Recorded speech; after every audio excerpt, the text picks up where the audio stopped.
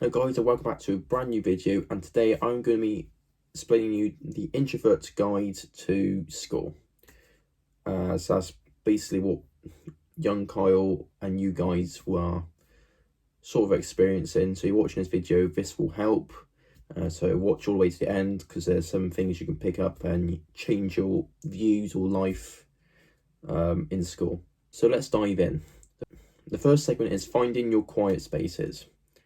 Now, personally for me, I wasn't one of those unsocial people that would go in the library, sit down, not talk to anyone, study, or go outside and study on my own. Like, I still socialise, like break and lunchtime, I did socialise with my friends that I know. Like, from year 7 till year 9, I was hanging around with people that I grew up in primary school with, who went to my secondary school, and I still socialise with them because I'm used to them, I'm comfortable with them. So for me, I would socialise with your friends that you know. So I think when you're in primary school, you're not really an introvert, you're just growing up, don't know what you're doing really. But then when you grow up, you sort of realise your personality, but then you're still with your friends that you're sticking with, and that's basically it. Like, so I socialise with people that I know. I don't really venture out and talk to new people. When I was in school, I would just have my little tribe, and that's it, basically. And then from year 10 to year 11, I would just hang around in Bible library and just chat for break and lunch. It sounds boring now, but it was a good laugh back in the day. So for my quiet spaces, I used to catch a bus to school and back, and when all my friends got off the bus, because I was the first one picked up and then the last one dropped off. So first one picked up in the morning, last one dropped off after school. Bit painful, but it is what it is. But when I was first picked up, that was my quiet time to either do homework if it was last minute, and then or listen to music. That's my quiet time until all my friends got on, and then you start chatting. For you, it could be the library, it could be on the bus, it could be in your tutor room, or anywhere really where you're comfortable. And I think it's important to have that anchor to find your quiet spot where you can embrace yourself, no interruptions, just you and your thoughts, and do whatever you want to do. And now the next thing is time management. Now, time management is so important. You already got a routine, like a timetable for your lessons and all that, so you're already in a structure already. But then after school and before school are sort of the same, but it's not proactive.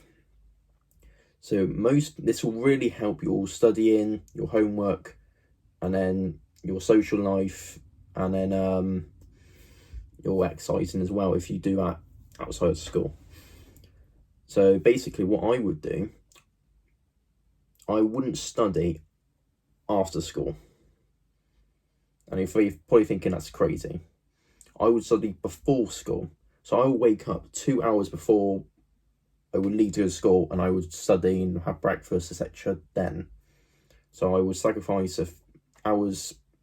Like, I would go to bed at like 8 o'clock, then wake up at 5 o'clock, and then study until like 7:30, and then get ready and go to school. And then that was better because your energy's a bit better, because you're warming up, studying, and then you're ready and warmed up to go to school. But when you're after school, you're tired, a long day, stressful day, boring day, whatever, and you just want to socialise downtime, and then just play your Xbox or PlayStation or whatever you do in your free time. And I think that's a much better approach. When I was in GCSEs year 11, my predicted grades were awful. My science was like, I was predicted grade 1 or 2. But then when I discovered this technique and I started implementing it, I ended up getting, I think it was a 5-4. It was the foundation paper, so it's all like 2 grades or whatever. But then I managed to pass all my GCSEs, and then I managed to pursue sixth form and then carry on with my life basically. So yeah, for me, which I will recommend to you, is start revising homework, study, whatever you do before school, not after. That's a very good tip that I would recommend for you guys, because you're not tired. Well, you are tired from waking up, but then you know what I mean. Next is small group activities. Now, I was not one that would socialise in big groups. I have a little tribe of friends, and I would just socialise with them. Because if I was to, there will be times where we all socialise as a huge group, like a lot of our year groups all together. And I was obviously quiet, not talking as much, and I was just observing what was going on. I don't pay much attention to it then, but obviously when you're comfortable in that situation where you're quiet, not socialising and not talking to people, you adapt to being quiet in those bigger groups. Whereas in the smaller groups, you're talking a bit more, you're socialising. So it's more, if I could turn back time, I would sort of leave the bigger group and stay in my little small group and socialise with them. And then you probably think, oh, one time me not socialising, not talking is not going to hurt. But it's like a bad habit, if that makes sense. And if it compounds, you keep doing it, not talking, not socialising, before you know it, you don't even notice you're being quiet. And then people will then build that rapport that you're this quiet person, you're shy, or you're full of words. That's a fun term they used to call me. And then you have this reputation of being this very quiet person, which is something I'm comfortable with now, but I want to be more social, if that makes sense. Next is self-care routine. Now, it's important to embrace yourself and look after yourself. And that is with like getting a shower in the morning, showering when you go to bed, going to the gym. I used to go to the gym. Our gym was able to allow us in year 7. So when you turn 12, you can go to the gym, which is handy for me. And then if you don't have access to that, you can go to a park. There should be a park near you that has like little body weight calisthenics sort of equipment, or simply running or having a walk around the block before school or even after, wherever suits your routine the best.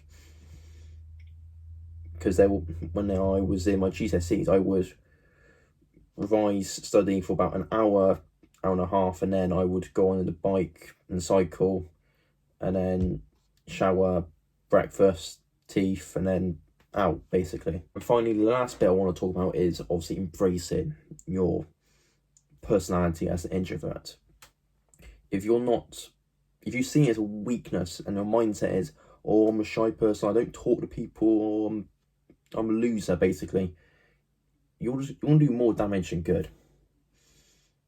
Because if that's your mindset, your energy, you may not notice it, but it spreads out to everyone else. And that's why you get oh, you're so quiet, or you're so depressed all the time. I'm not depressed, I'm just my normal self. That's just me. So you need to get better at talking to people. Like even just saying like, how are you? Or what's your day like? Or what are you doing this weekend? How was your weekend? Or how's your revising getting on? How's your maths getting on? Any questions like that, people will tell you, because people love to talk about themselves. And that's the truth. Anyway, that's it for this video. If any questions or feedback below, please comment down below and I will get back to you. And take care. Peace.